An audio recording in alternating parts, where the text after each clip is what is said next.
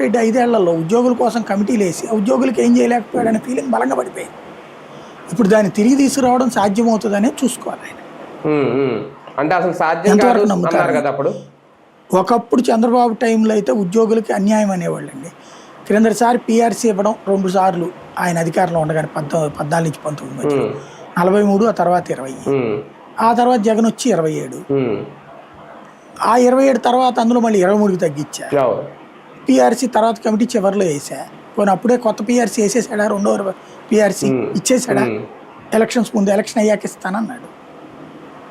చంద్రబాబు 2 ఇచ్చాడు, ఈయన 1, అది కూడా తగ్గించాడు.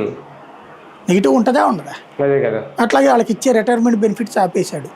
సిపిఎస్ ప్లేస్ రద్దు చేస్తానన్నాడు, ఓపీఎస్ అని వాళ్ళు ఎక్స్పెక్ట్ చేస్తే జీపీఎస్ అన్నాడు.